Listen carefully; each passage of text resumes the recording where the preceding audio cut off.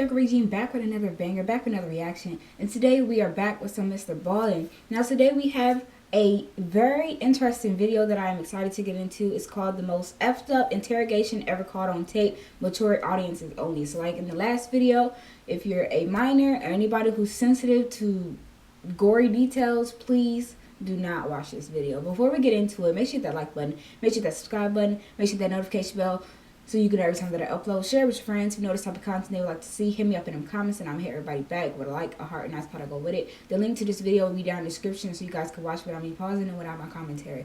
So, it is Black History Month, so happy Black History Month to everybody. Okay? To everybody of the family, the brothers and sisters. You feel me? So we're gonna try to live that up, but we're gonna get right into it, y'all. Hope you guys enjoy it. Let's go. At the end of today's story, a lot of you are going to be shaking your head, wondering how in the world could they have missed that?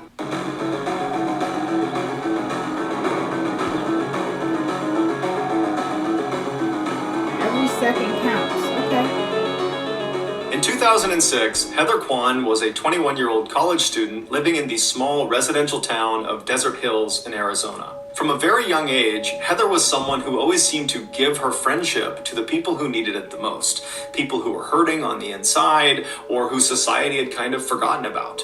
This is why when she was a teenager and a young adult, she would often spend her weekends volunteering her time with underprivileged children. It's also why she aspired to go to law school and become a defense lawyer, because she loved the idea of professionally helping people that desperately needed her help. She lived in a rental home with her boyfriend, who was 18 years old. His name was Ryan Waller, and amongst other things, he was a huge gun enthusiast and a student. That year, the couple had made plans to visit Ryan's father, Don, on Christmas Day, so on December 25th. But when the day came and Don had made dinner for the couple and was expecting them, they didn't show up.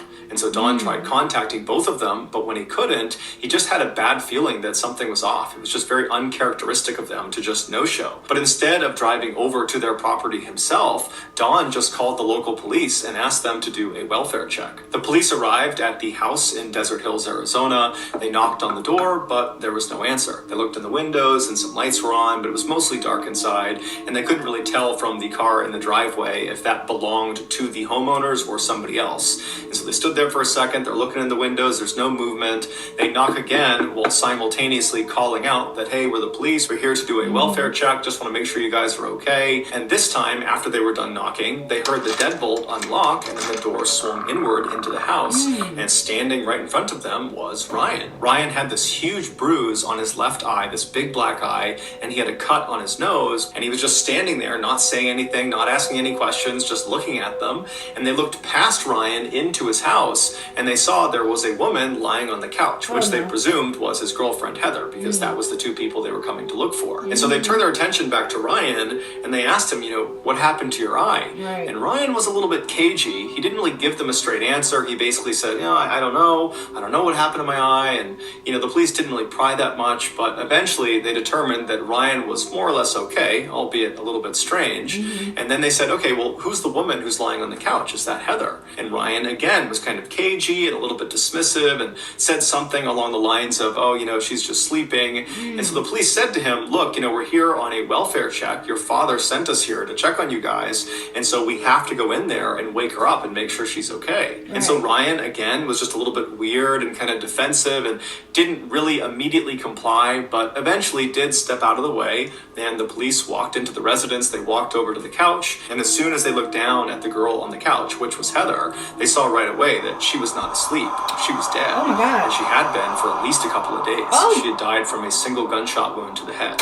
Immediately, Ryan was arrested and brought out to a squad car. He didn't fight the arrest, but he did emphatically say he didn't know what was going on. He didn't understand what was happening. He didn't know what happened to Heather. He just seemed kind of generally confused. But regardless, he was thrown in the back of the police car outside the property, and he would sit there for several hours while more and more police and paramedics arrived to process the crime scene and also to transfer Heather's body to a morgue. Finally, around 5 a.m. on December 26th, the police brought Ryan, who was still in the back of this police car, to the Phoenix police station for questioning. The interrogation that followed, this hour-long interrogation that was all filmed, would start off relatively normally, but it would quickly devolve into this totally bizarre back and forth between Ryan and the detective who was questioning him. And then at the end of the interrogation, there would be this stunning revelation. From this point until the end of today's video, we're going to be showing you clips from the actual interrogation. Really? When you get to the end of this video and you hear the revelation, and trust me, you will not miss it, I would encourage you to then go back and watch the clips of the interrogation, or just go online and watch the entire interrogation, because it's totally mind-blowing watching this thing, knowing what's really going on. In the video, Ryan is led into this sort of nondescript, small interrogation room at 5:08 a.m. on December 26th. So he's just arrived at the station, they put him in this room, he's wearing this white jumpsuit that might have been issued by police, maybe he owned it, but it definitely looks more like prison attire. He's got no shoes on, no socks on, and his hands are not cuffed. And so he walks into the room and he sits down in the chair that's in the back corner of the interrogation room, and this chair is right next to this table. Hold on, Ballin. Hold on, Mr. Ballin. Hold on. What the fuck happened to his eye? That don't look like somebody just punched him. He got something on his nose, too. That don't look like he got into a fight with his girlfriend. Because the thing is, how does shit get shot, but he's alive? Table, and then on the other side of this table is another chair. So Ryan sits down in the corner, he's kind of facing out towards the middle of the room, he's quiet, he's basically not moving, and then at some point he notices there is a handcuff that's connected to this table. Now, in some cases, the police would handcuff the person they were interviewing in this room, but in this case, Ryan was not told that he needed to put this handcuff on. He was uncuffed, so there was no directive that he needed to have this handcuff on.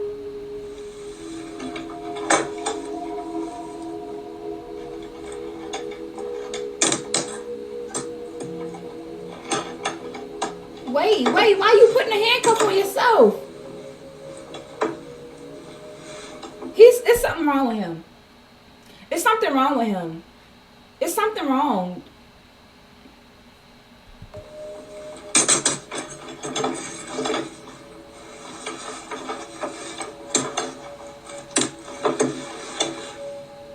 After handcuffing himself to this table, Ryan turns and puts his arms over this table, and he lays down, puts his head in his arms, and he lays that way for about 5 minutes. Periodically, he makes a few groaning sounds, but for the most part, he's quiet. And then all of a sudden, as he's laying there, he suddenly makes a fairly loud moaning sound, and he stands up in his chair like he's going to walk out of the room, but as soon as he starts to walk away, the handcuff stops him. The handcuff that he was not told to put on. And so he's stuck against this table, but he doesn't seem fazed by it. He looks almost confused by what's happening, but he doesn't dwell on it for very long. I've seen a few people with concussions, like not right off the bat, but like maybe a week after they got diagnosed with it.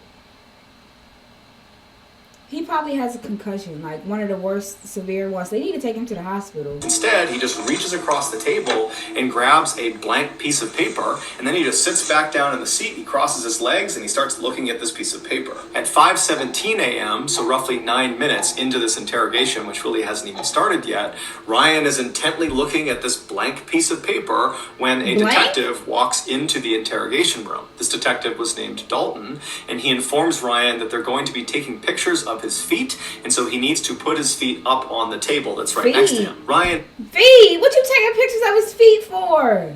Take pictures of his face, bro. You see critical damage to his face. He don't know what did it. How you just gonna skip over that? At first, acts very confused and doesn't really understand what's happening, but he eventually complies and he puts his feet up on the table, and by the time his feet are up there, another officer walks into the interrogation room, and he's got a camera and he's got this big kit with him, and he would begin about a 10-minute long process of photographing Ryan's feet and also swabbing Ryan's feet. During this 10-minute session, Dalton stays in the room, and so Ryan periodically asks him if he can just leave and go home, seemingly unaware of how serious this situation really was for him. And when Dalton would tell him, no, you can't leave, Ryan would act totally frustrated and kind of angry and upset, kind of like how a child would act if they were told they couldn't have something they really wanted to. At 5:28 a.m., after this 10-minute session is complete and they've photographed and swabbed Ryan's feet, the second officer leaves the room, and Dalton shuts the door behind him, and then he walks over to the table and he grabs the chair on the other side from Ryan. He drags it out so it's closer to Ryan, Ryan, and then he sits down and introduces himself. After that, he begins asking Ryan some very basic questions. He asks him to confirm his name, which he does. He asks him to confirm his date of birth and his social security number, and Ryan does both those things. Okay. And then he asks Ryan if he understands why he was there, why he was being interrogated. And Ryan says, no. And so at this point, Dalton says, okay, let's just stop right now. I'm going to read you your rights. And so it's at this point in the interrogation that Ryan's behavior starts to get really, really weird. Y'all let me know down in the comments. Do you think he killed his girlfriend? Do you think he really does have a very severe case of having a concussion to the point where somebody could have came in there on them and they got the best of the girlfriend, but he managed to survive? But I don't understand, if you in the house for multiple days with a dead girl on your couch, how you think she's still sleeping? I think something's wrong with him. I think something's off. After Dalton tells Ryan he needs to read him his rights, you can see Ryan doesn't compute what he's saying. He's just kind of looking blankly, and Dalton seems to pick up on that, and so he tries to make it kind of lighthearted, and he says, hey Ryan, I'm going to read you your rights like they do on TV, like on Cops and on Law and Order and CSI, any of those crime shows, they read people their rights. That's what I'm going to do. You know what I'm talking about? And Ryan just goes, no. And Dalton's kind of confused. He's like, you haven't seen any cop show where they read people their rights? And at this, Ryan kind of changes his behavior, and suddenly he's not as robotic, he's a little bit defensive looking, and he says, oh, yeah, I have, yeah. At this, it's pretty obvious to Dalton that Ryan is lying about something that is totally insignificant, whether or not he's seen true crime TV shows. It really just didn't matter at all. And there's this weird hesitation where both of them are just kind of being quiet for a minute. It's like Dalton knows he's lying about it, and Ryan just seems totally confused. And then ultimately, Dalton just decides to not key in on this kind of weird lie that Ryan has just told. Instead, he just reads Ryan his rights. And then after that, he gets back into some basic questions. The next one was, hey Ryan, what was the highest grade you achieved in school? And now at this point, Ryan is not looking at Dalton. He's looking to the far side of the room. He's got this blank expression on. And when he's asked this question, he just says, I don't know. And Dalton's like, you don't know what level grade you achieved in school? I will say this time and time again. Every level of social justice should be trained differently. And I think this guy is doing his job very well. He's asking him questions to get him to use his brain. And because he's not really correlated, everybody knows what class they got the highest grade in. I got the highest grade in English every single time. I know that off the bat because it was my favorite subject. It was an A, okay? I don't know the number grade, I just know the letter grade. But the fact of the matter is, if he cannot correlate that and he's in college, come on, man. And Ryan says, no, I don't know. Eighth grade.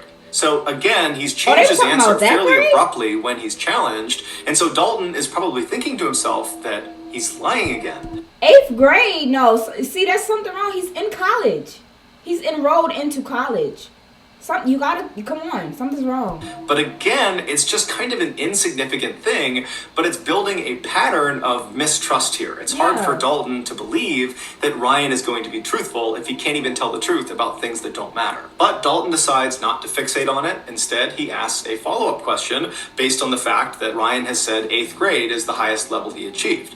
And so Dalton says, okay, well, did you get your GED? A GED is a high school diploma equivalent, and it's something you would get if you did not graduate high school. And since 8th grade is below high school, then Ryan clearly did not finish high school. And so it's a natural question to ask. The answer to this question is binary. You have a GED, you don't have a GED. But Ryan's answer is anything but binary. It's totally contradictory and weird, and it really begins to show a side of Ryan that just doesn't add up. He's acting totally weird. Do you have a GED? I don't know. I don't know what? I don't know. I don't know. I just want to go home. Oh, you're not going to go home? You know what the thing is, though? I feel like if he's getting those mixed signals, it would be best to stop and take care of his health before trying to convict him of a certain type of crime.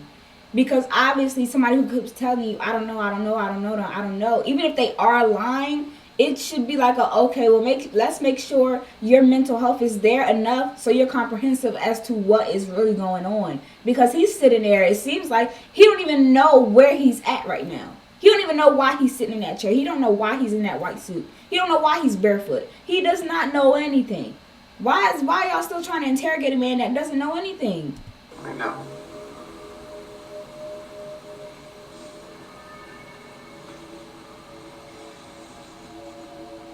So what? Oh wow, yeah. Something's What's the wrong. highest grade that you completed? B?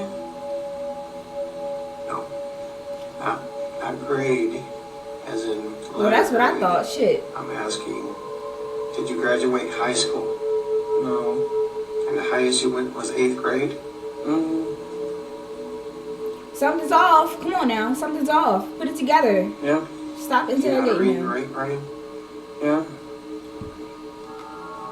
After the discussion about Ryan's education goes nowhere, Dalton again does not fixate on all the issues with his answers so far, and instead just kind of continues asking more questions. And so he begins to address Heather. He starts by asking Ryan if he has a girlfriend. Now, Dalton at this point would know that Heather, the girl who was deceased, was Ryan's girlfriend because the police were asked to do the initial welfare check on Ryan and Heather, the couple, and something that Dawn would have relayed to police. And so Dalton knows they have a relationship, but he wants Ryan to tell him he has a relationship with Heather. So again, he asks Ryan, do you have a girlfriend? And Ryan says no, which is a lie. But Dalton goes along with it and says, okay, well, do you know a girl named Heather? And Ryan would say, yes, I do. But his description of Heather was just completely inaccurate. He said Heather was a 16 or 17-year-old girl, even though she was actually 21. And he would say her last name was Kyman. He thought, he wasn't entirely sure. He said she has nicknames and she has different names she uses, but he believes it's Kyman,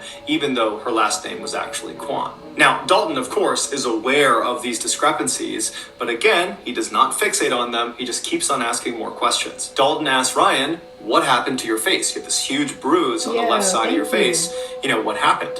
At first, Ryan says he doesn't know. But when Dalton pressed him and kept asking more and more questions about his face and how it happened, Ryan eventually would begin to open up. Okay. What happened to your face? I don't know. You told the officer just a few minutes ago that someone hit you. Do you remember who hit you? I don't know. I think it was Heather.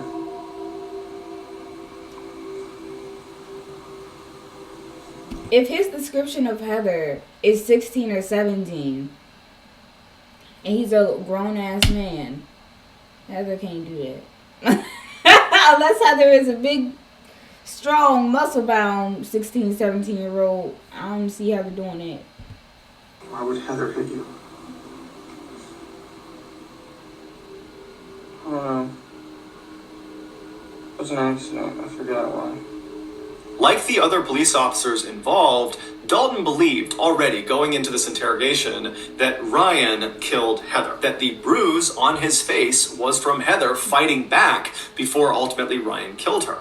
And so for Ryan to say the mark on my face is from Heather, even though he claimed it was an accident, to Dalton, that was the same thing as Ryan saying, I killed Heather. Dalton attempted to get more specific details about the actual physical struggle that took place between Ryan and Heather, but as he asked more and more questions, he became more and more aggressive, and it seemed like Ryan picked up on it and became very defensive and started throwing out random pieces of information, much of which seemed untrue. Like he suggested there was at least 2 or 3 other people that were in the house on the night that Heather got killed, but it's unclear if these people were real or if they were actually ever there. And it just seemed like Ryan was kind of panicking and just kind of saying all sorts of random things. And so at some point, Dalton just wants to focus the conversation because he feels like it's getting totally out of hand. And so he just stops Ryan and he says, Ryan, there is a dead girl in your house and I need information. Hey, Ryan, Huh? Huh? there's a dead girl in your living room. She's dead? Yes. Heather? I don't know. I want to know what happened in your house last night. The girl on the couch is dead? I don't know if she's on the couch. She's dead.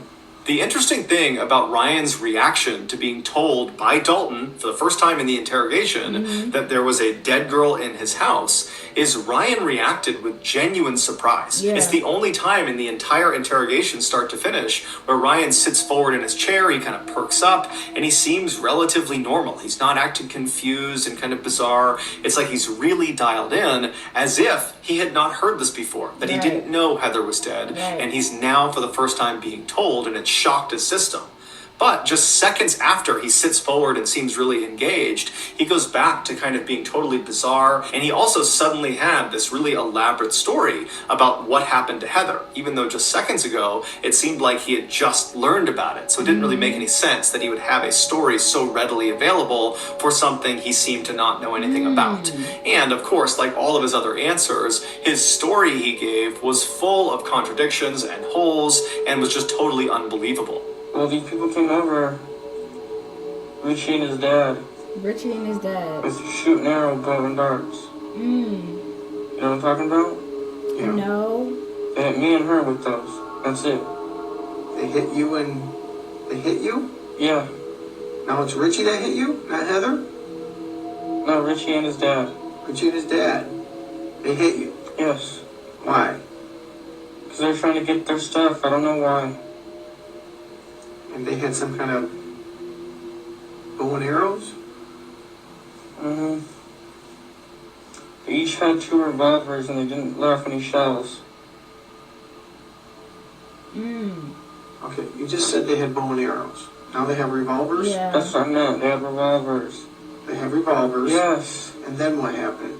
And then they shot us with those. Following this exchange, Ryan would change his story again and would say, actually, they didn't shoot me, they just shot Heather, they put me in a sleeper hold. But when Dalton asked him, what do you mean sleeper hold? Right. Ryan said, oh, I don't know what a sleeper hold is. Oh, and then God. eventually Ryan would actually just ditch the sleeper hold narrative and go back to the Richie and his father. They came in and they shot both of us. If I was a cop, I wouldn't believe him at this point. I would get him medical help before I ask any more questions, though, because he's contradicting himself and he's going to get himself into a lot of trouble if he's not there mentally. So that would be my first thing. Because he's so off the walls, everything is just coming sporadically, I'm going to get this man some help just to make sure his story is good so I can make sure he's okay. But I wouldn't keep asking him questions like that. I would not. At this point, Ryan's story has become so convoluted and it's changed so many times that it's just totally unbelievable. Yeah. And so Dalton, who was doing his best to kind of go along with Ryan's story, at this point just can't even pretend anymore. He cannot pretend that he's following this story. It doesn't make any sense. You're telling me you're all over the board here, number one. Yeah. You're saying bows and arrows, you're saying revolvers, and you're saying some other thing, and you're saying they shot you in the eye. Okay? They shot you with a revolver in your eye. Yes. And that's Is it a BB gun? No, it was a real gun, man. It was just a If revolver. they shot you in the eye with a revolver, you wouldn't be talking to me right now. How do you know? Because most likely you'd be dead. That's what I thought too, man. I really don't know. So you got shot first, Uh-huh. and what happened? Did you fall to the ground? Yeah, I was trying to get up and I couldn't. Come on. That's sign of concussion. That's sign of, what is it called? Like, traumatic force. I think that's what it's called. Like you so taken aback and it's taking such a hold on you now that you can't even stand up and walk straight. What are you doing, Dalton? Like, you need to pay attention to the signs. That's why I say these people who are in social justice, they should be trained all over the board, even when it comes to the people's minds, how psychology works, how people can get hurt, and it messes with the way that they operate as a human being. They should be trained on that too, because you're dealing with it. You see it firsthand right here. If he was trained with psychology and how concussions can alter people's brains and minds and how they operate afterwards, 3 days after it, he would have been got him some medical help. He would have knew off top he has a concussion. I don't know. And then she got shot? Mm-hmm. What did you do? Nothing. Did you call 911? Uh-uh. Did you see if she was alive? She was sleeping still, and that's it. I just let her sleep. She got shot in the side of the face and you let her sleep? Yes. This does not make sense, Ryan. Yeah. After this exchange, Dalton just goes full bad cop on Ryan, openly accusing him of shooting and killing Heather. And Ryan just continues to say he doesn't know anything, that he didn't do it, and his answers are just totally nonsensical and contradictory, and nothing is making sense. And so finally, at 5:52 a.m., roughly 45 minutes into this interrogation, Dalton is just at a loss. He does not know how to handle Ryan, because even though he really believes he did it, nothing Ryan has said has incriminated him, because nothing Ryan has said makes any sense. And so he's sitting there kind of thinking what he's going to do next, and then Dalton notices something. He notices something on Ryan's face. He tells Ryan to come closer, he needs to look at it. Let me see your nose. Put your legs down. Put your legs down. Bring your face closer. Oh, my head hurts. Yep. You need to get him help, bro. You need to get him help.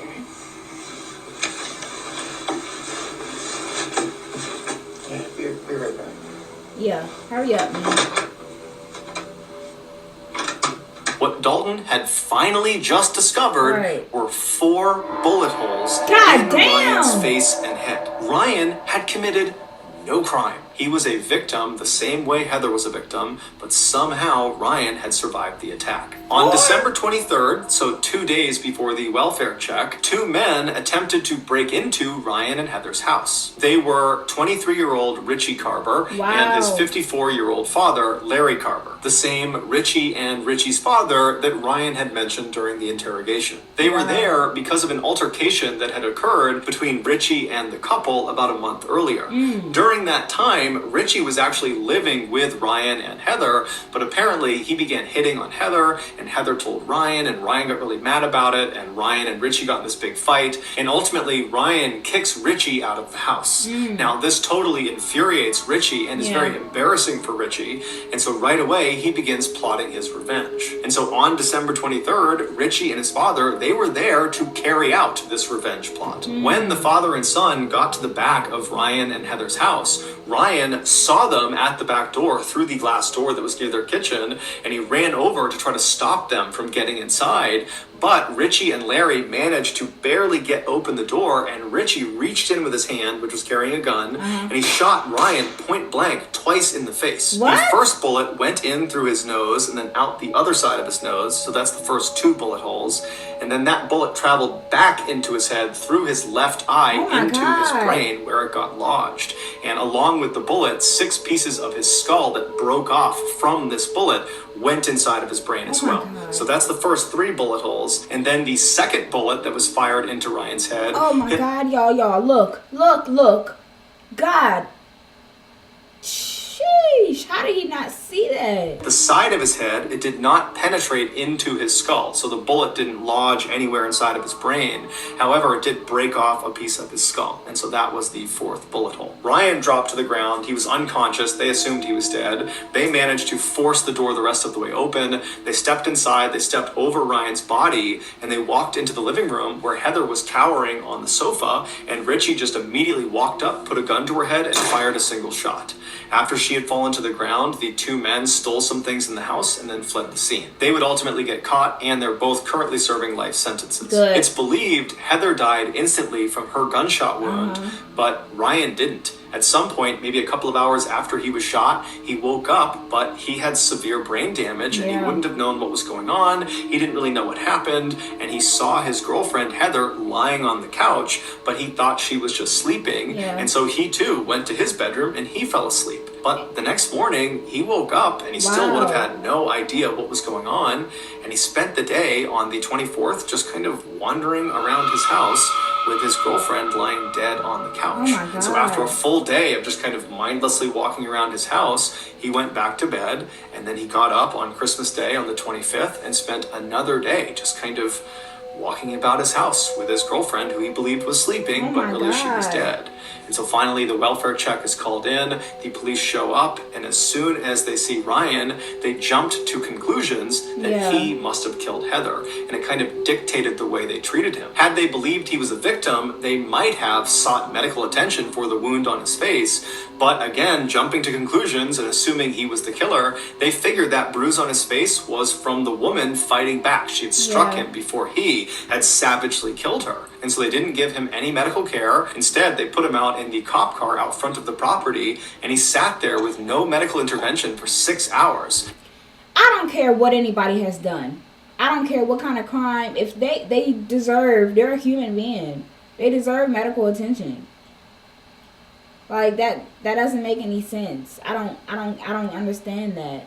And during those 6 hours, literally every second that went by, there was irreversible brain damage being caused because he had all this bleeding inside of his head that was causing brain damage. And so the clock was ticking as soon as they found him, and for hours and hours and hours, he got no care and was just getting worse and worse and worse. And so finally, he goes to the police station, and again, they do not give him any medical care. Instead, they interrogate him for almost 2 hours, even though he has 4 bullet holes on his face that apparently no one noticed or no one took seriously. But regardless, he spent those almost 2 more hours in the interrogation room, where every second that's going by, his brain is getting more and more destroyed, irreparably destroyed. And then finally, at the end of the interrogation, Dalton, who's probably thinking to himself, what is wrong with this guy? His answers don't make any sense. He's all over the place. And that's when he stepped back from looking for a way to convict this guy and noticed